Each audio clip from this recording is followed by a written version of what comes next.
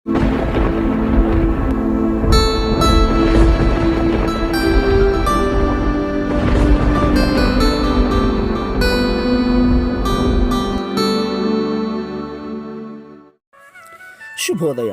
Global బెతేనియా Calvary ministry తరపున ఈ ఉదయకాల సమయంలో మరొకసారి మీ అందరితో కూడా కలుసుకొని దేవుని యొక్క పరిశుద్ధమైన మాటలు ధ్యానించుటకును దేవుడు నాకు ఇచ్చిన మధురమైన అవకాశమును బట్టి దేవునికి ప్రత్యేకమైన వందనాలు తెలియజేసుకుంటూ ఉంటున్నాను. ఈరోజు కూడా పరిశుద్ధమైన గ్రంథంలో నుండి మరొక చక్కటి మాటను చదువుకుందాం. సంఖ్యాకాండము 12వ అధ్యాయము 3వ వచనాన్ని నేను చదువుతున్నాను. దయచేసి గమనించండి. సంఖ్యాకాండము 12వ అధ్యాయము 3వ వచనము. యెహోవా ఆ మాటలు విని, మోషే భూమి మీదున్న వారందరిలో మిక్కిలి సాత్వికుడు, దేవునికి స్తోత్రం కలుగునుగాక. పిల్లలారా, దేవుడు మాట్లాడుచున్నటువంటి మాటలు ఇక్కడ గమనిస్తుంటున్నాం.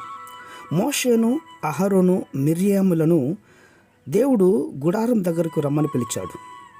వారు గుడారం వద్దకు రాగానే దేవుడు మేఘస్తంభంలో దిగి ప్రత్యక్షపు గుడారము ద్వారంలో నిలిచి అహరోను, మిర్యాములను తన ఎద్దుకు కాస్త ముందుకు రమ్మని పిలిచాడు. వారిద్దరూ దేవుని యొక్క సమక్షంలో నిలిచి ఉంటుండగా దేవుడు వారితో మాట్లాడుచున్నటువంటి మాట ఏంటి అంటే, మీలో ప్రవక్త ఉండనేడలా యెహోవాయగు నేను దర్శనమిచ్చి అతనితో మాట్లాడతాను. నా సేవకుడైనటువంటి మోసే అట్టివాడు కాదు. అతడు నా ఇల్లంతటిలో కూడా నమ్మకమైనటువంటి వాడు. అతడు యెహోవా స్వరూపమును దర్శించినటువంటి వాడు. కాబట్టి నా సేవకుడైన మోషేకు విరోధంగా ఎందుకు అలా మాట్లాడారు, మీకు భయం లేదా అని మాట్లాడుతున్నాడు. ప్రియులారా, అవును, ఈ మాటలు పలికిన తర్వాత దేవుని యొక్క కోపం రగులుకుంది.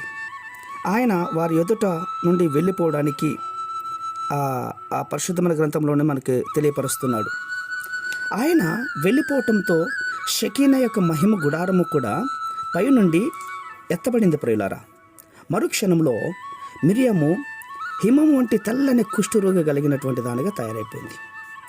అహరోను, మిర్యాములు ఇద్దరు కూడా మోషేకు విరోధంగా మాట్లాడారు. అయినా శిక్ష మిర్యాముకు మాత్రమే వచ్చింది, అహరోనుకు రాలేదు. ఎందుకంటారు? బహుశా ఆ తిరుగుబాటుకు ఆమె నాయకురాలై ఉండవచ్చు.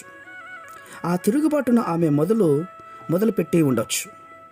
మిర్యాము, అహరోనులు ఒకరితో ఒకరు చెప్పుకున్న మాటలు ఏంటంటే, మోషే చేత మాత్రమే యెహోవా పలికినా ఆయన మా చేత పలికించలేదా అని. మోషే ప్రత్యేకమైనటువంటి వ్యక్తి అన్న భావన వాళ్ళలో లేదు అని నాకు అనిపిస్తుంది. మిర్యాము అలా భావించడానికి బలమైనటువంటి కారణం ఉంది ప్రియులారా. ఎందుకంటే మిర్యాము మోషే కంటే వయసులో చాలా పెద్దది.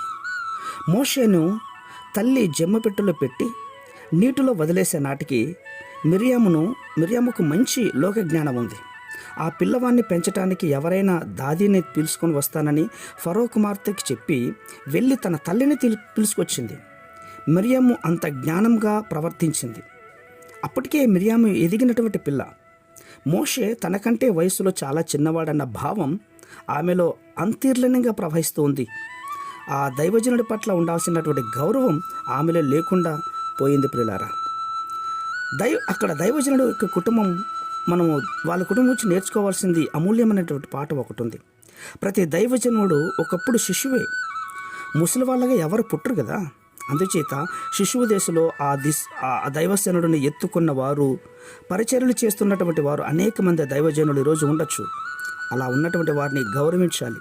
సహజంగా అటువంటి పెద్దలకు ఆ దైవజనుడి పట్ల ఒక విధమైనటువంటి చులకన భావం ఉండకూడదు ప్రియులారా. ఒక దైవజనుడు బాల్యంలో సహాయం చేసినటువంటి పెద్దలు ఆ దైవజీవుని గురించి మాట్లాడేటప్పుడు చాలా అలసుగా తీసుకుంటూ ఉంటారు. దేవుడు ఆ గర్వాన్ని క్షమించడని మిర్యాము యొక్క చరిత్రలో ఖండిస్తూ నేర్పిస్తోంది. ఆమె కుష్ఠం వచ్చింది. అలా చాలా తీవ్రమైనటువంటి శిక్ష ప్రియులరా. దైవ సేవకుల పట్ల విరోధంగా మాట్లాడడం మామూలుగానే కాదు, అది దారుణమైనటువంటి పాపం. కాబట్టి మెలకువగా ఉండి జాగ్రత్తగా మాట్లాడడం నేర్చుకోండి.